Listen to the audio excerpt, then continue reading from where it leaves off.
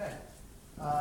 This is fMREYE. It's a web application that takes uploaded correlation matrix data and creates a multi-view interface based off that data. So a researcher uploads data in the same way that he uses it. It's a correlation matrix, a square matrix with columns representing nodes and rows representing nodes, and the values in the matrices representing connections. So as you can see, having multiple views is powerful because it gives you 3 levels of abstraction with one inquiry. So as this is online, any individual who's interested in brain research or just brains in general can access this site and view data that's been uploaded by previous researchers. Just an overview of some important features.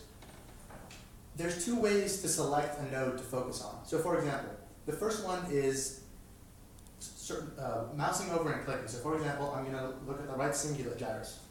Here, all 3 data views light up, and you can see immediately the connections to functional regions, the network flows, and the 3D view, as well as a list of all the connections for that specific node.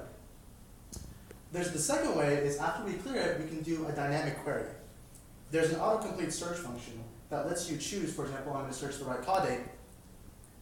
A query is sent, and all 3 data panels will update as well. Another thing that is very useful to see from this is the fascicular bundling.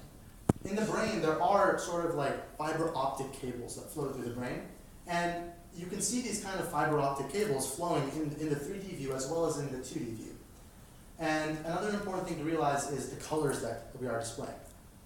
In addition to the yellow highlighted node, red nodes indicate positive correlations and blue nodes indicate negative correlations, which is a standard in neuroscience.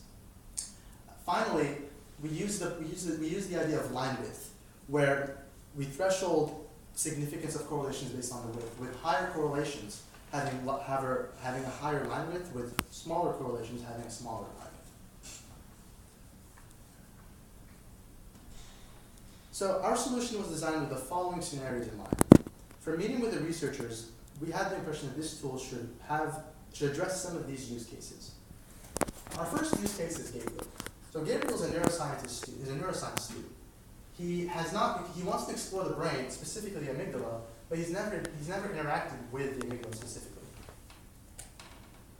So Gabriel logs onto the site, and since he has no idea what to expect from the amygdala, he's never worked with it, he has no hypotheses, he has no idea what to expect for the amygdala's connections.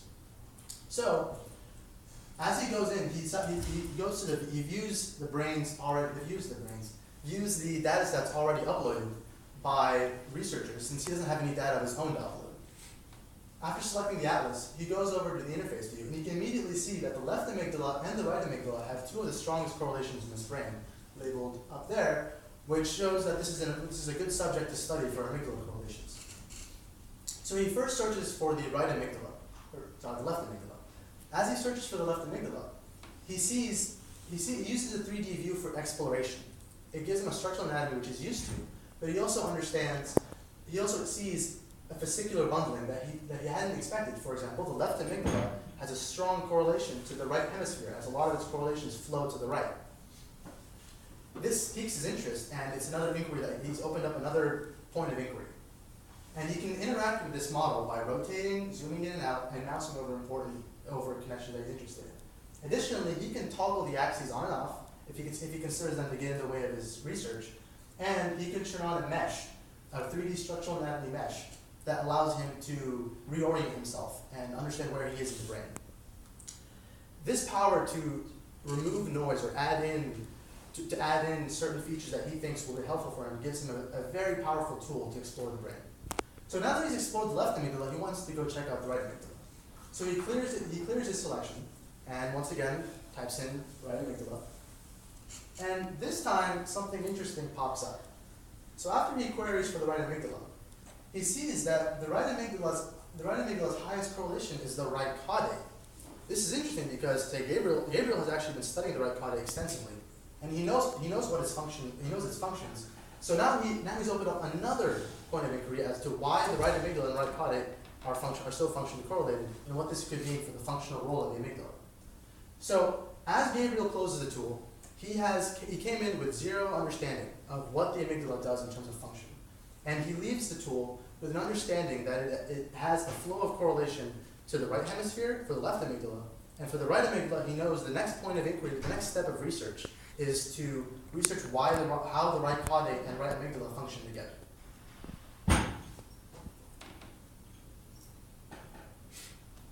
Our next scenario is Lee. So Lee is a researcher in an MRI center, and he has been working for years on network studies. So Lee has made some important discoveries with correlations between the left pallidum and the occipital cortex.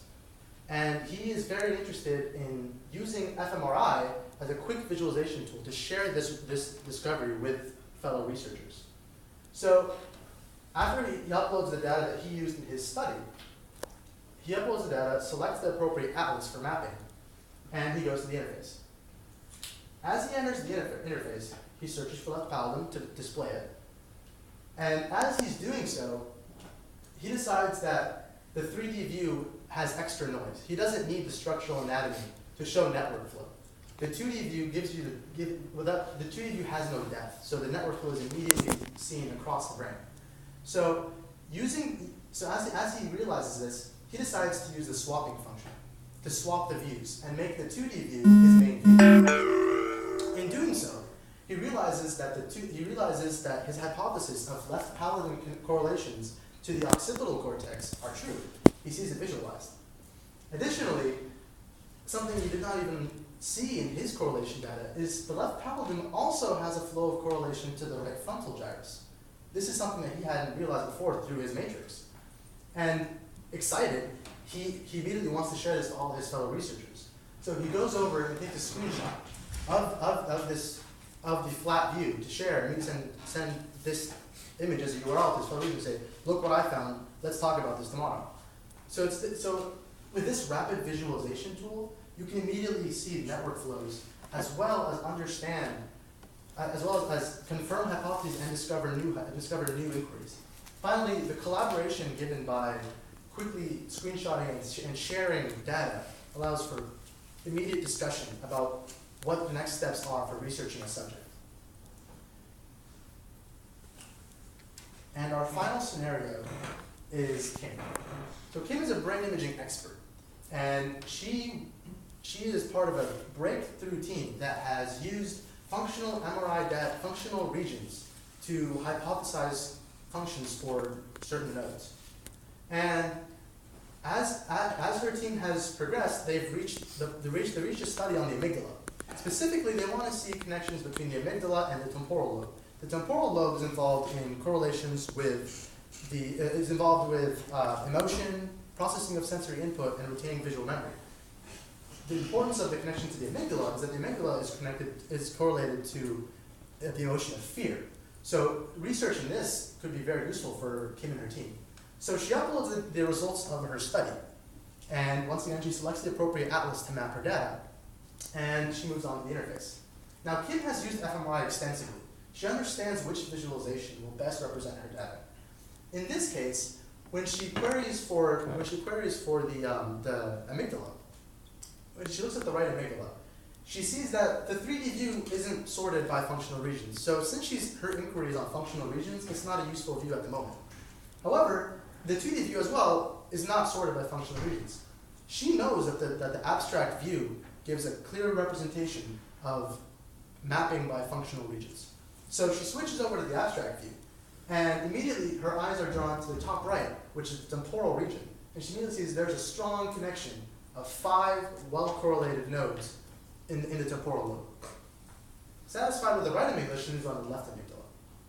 Again, she wants to use the abstract view to understand how the left amygdala connects to temporal regions.